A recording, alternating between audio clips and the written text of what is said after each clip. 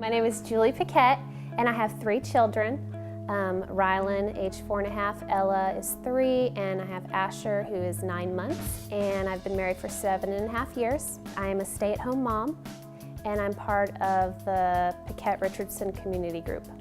And my name is Denise Moss. I've been married to my husband, Eddie Moss, for 7.5 years. We have 2 boys, Levi, who's 5, and Jake, who is 2. I'm also part of the Paquette Richardson small group.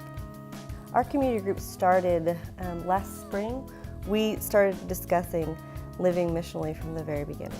I remember our very first conversations were regarding who do we want to reach out to, who are we impacting, who are we nearby. My husband and Jeff Richardson were in a Bible study, a weekly men's Bible study, and they were studying the poor and oppressed and how God has such a passion for the poor and oppressed.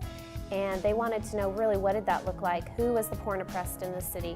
And they really have come to the conclusion through Isaiah 58 that the poor and the oppressed were the unborn because they couldn't choose if they were going to be aborted or not. And Jeff Richardson really did research in who in the city is for that cause. And Austin Life Care was brought to his attention. And so Jeff really got into that and called around and figured out what we could do as a group. Austin Life Care is a facility that is a faith-based organization. They provide support for women and families who face unplanned pregnancies.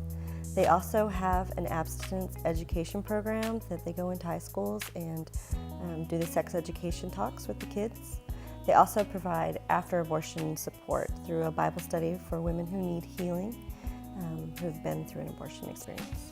When I started to learn about the way that Austin Life Care approaches it, it was really wonderful because they've been loving people unconditionally, and they're loving people with compassion, and they've created a place where it's safe for women and men who are faced with crisis and unplanned pregnancy. So the 4 moms in our community group, between them there are 11 children, and so what they wanted to do is to go and to volunteer for Hannah's Closet so that more girls could come in and get to those clothes. I think the biggest challenge that we face with volunteering is our kids.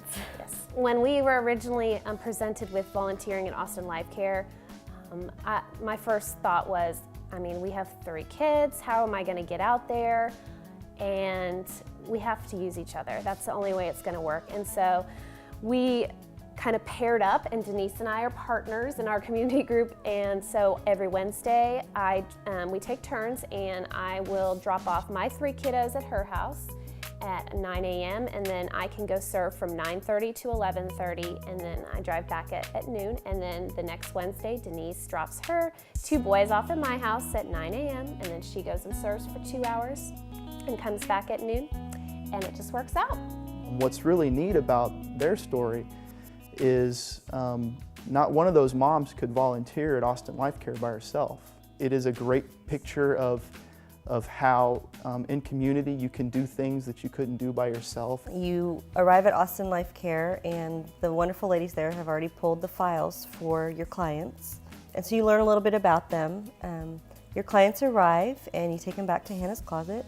And if they're looking for baby clothes, you pull baskets for the gender and age of the baby clothes that they're looking for. If they mention a need, see if you can address that need in any way. Oftentimes the need isn't physical, sometimes it's spiritual. They're short visits, but they can be pretty meaningful to the ladies. I love seeing the women's faces when you can provide them with something that they really need. Living in a missional community and serving at Austin Life Care has really done an exciting thing for me. All week long, I do things for my kids, I do things for my husband, I do things for my friends, I do things for myself. And when I go and serve at Austin Life Care, I'm doing something specifically for my God. There's more of a trust between God and I now. I don't realize how much I try to do on my own, but when the situation presented itself that we were going to volunteer at Austin Life Care, God just said, you have to trust me. I know you're good with kids, but this is going to take you out of your comfort zone. And you're going to have to trust me on this, and that I will bring you through it. One thing I've learned is that service is not without sacrifice, and I tried to get around that when I first was presented with this opportunity, but it's definitely sacrifice on your part.